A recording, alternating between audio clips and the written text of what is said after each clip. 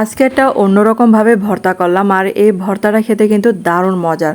আসসালামু আলাইকুম সবাইকে, কেমন আছেন সবাই? আশা করি তো ভালো আছেন। আলহামদুলিল্লাহ আমিও ভালো আছি।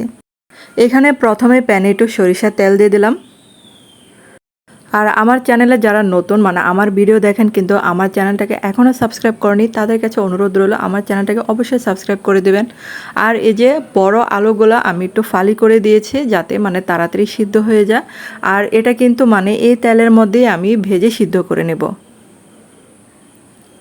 আর সাইডে একটা টমেটো আমি এরকম করে ফালি করে দিয়েছিলাম যাতে একসাথে সিদ্ধ হয়ে যায়। এখন এই যে ঢাকনা দিয়ে কিছুক্ষণ ঢেকে রাখবো।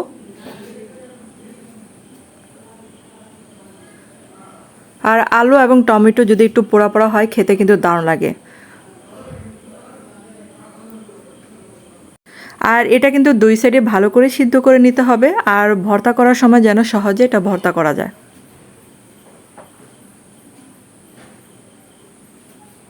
আর আমরা তো সবসময় একই রকম করে ভর্তা করে খাই, তো মাঝে মধ্যে এরকম একটু একটু ইউনিক স্টাইলে ভর্তা করে খেলে কিন্তু দারুণ লাগে।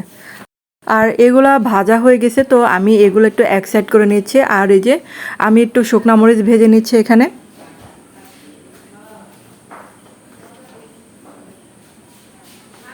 আর যে যেরকম ঝাল খাবেন সেটা বুঝে শুনে দেবেন।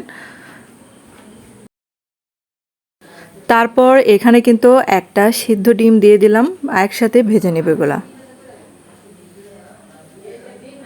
আর সব কিছু যদি একসাথে মাখিয়ে ভর্তা করা যায় তাহলে বুঝেন যে কতটা মজার হবে এই ভর্তাটা। কারণ ডিমও অনেকে পছন্দ করে, আলুও অনেকে পছন্দ করে, আবার টমেটো অনেকে পছন্দ করে। তো যেগুলা দেখেন ভাজা শেষ হয়ে গেছে সেগুলা তুলে ফেলছি, আর বাকিগুলা একটু আর একটু ভেজে নেব, তারপর তুলে ফেলবো।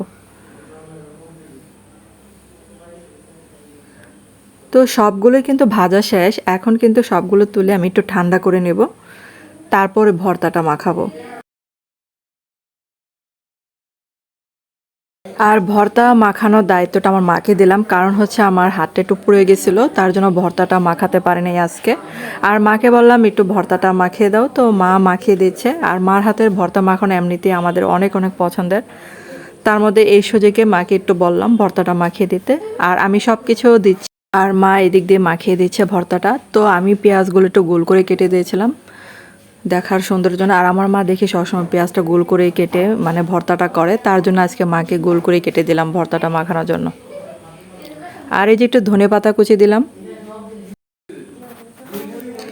তারপর যে প্যানে ভেজেছিলাম যে তেলটা অবশিষ্ট ছিল সে তেলটা দিয়ে এখন এই যে ভর্তাটা মাখিয়ে নিয়েছে। আর কোনো এক্সট্রা কোনো তেল লাগবে না, এই তেলটা দিয়ে মাখানো হয়ে যাবে ভর্তাটা।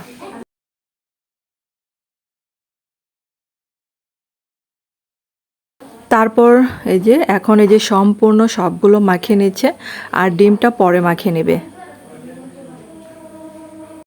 যারা এখনও এই ভর্তাটা খান নাই তারা অবশ্যই বাসায় ট্রাই করবেন কেমন হলো, এবং কমেন্ট করে জানাবেন আমাকে।